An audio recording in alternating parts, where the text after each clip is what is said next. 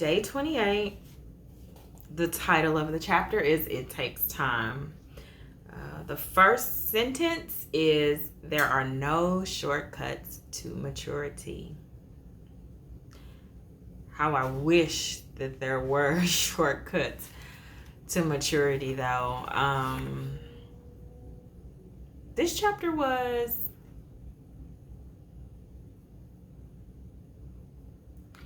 in some ways it was challenging for me. I think the thing for me that stands out the most is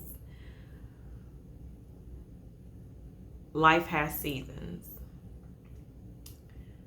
which means Christianity, your Christian walk, will have seasons. We are always growing and maturing, and things will not look the same. They're going to look different as we evolve and as we grow.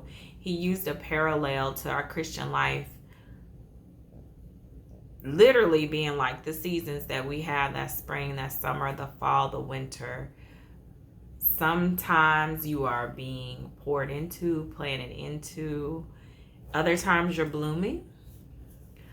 Sometimes you've got fruit on the tree. Other times you're ripe for harvest. And there's lots of picking and people reaping the benefit of your Christian life. And then you go through seasons where it's winter, it's dark, things are dormant.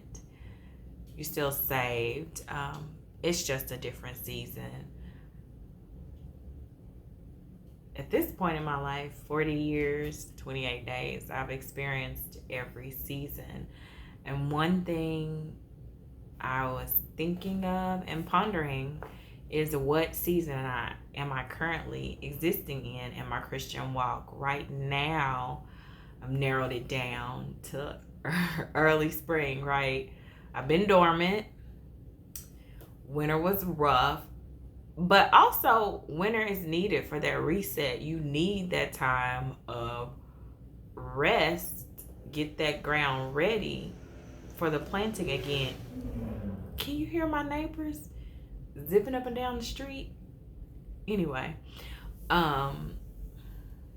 so you need that dormancy. I was saying I'm in early spring, though, because I'm receptive to receiving whatever seeds are going to be planted in me. I am much more receptive and open to them right now than I was previously. And I think it makes the cycles that I go through in my Christianity make more sense. That was a revelation to me. I always say this, and I want you to take it to heart, that the chapters are meaty chapters. There's lots of things in them. So I'm really just telling you the thing that I'm using to walk forward, or just one thing. And it might be something different for you, and there might be different discussions that come forth when you read the chapter. I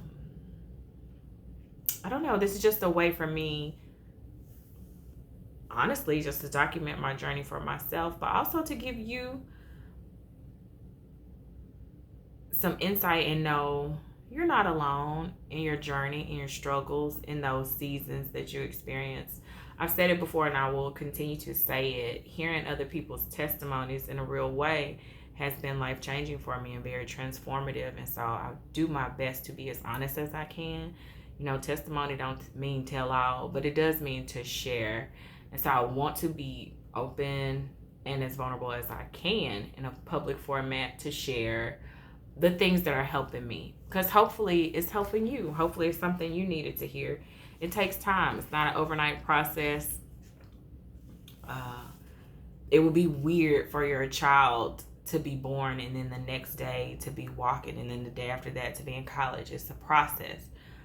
So we don't need to beat up ourselves or be down because it's a process. And yesterday I did forget to read the verse. I remembered it as soon as I pressed the stop button, but I don't have editing software and all of that. So may the Lord be between me and thee while we're absent from one another. If you get the book, you can go flip to day 27 and see what the verse was for day 27. So the verse for today, day 28, is, God began doing a good work in you, and I am sure he will continue it until it is finished when Jesus Christ comes again. And that is Philippians 1:6. Y'all, we're growing up. this past week was all about being a disciple and what becoming like Jesus takes, what that looks like. I think that was a perfect closing to this week. And then this next week, we're talking about being shaped for serving God. So I'm excited to see what day 29 and the rest of the days hold. We're almost there. Y'all have a good night. I'm going to eat my chicken. I'm hungry.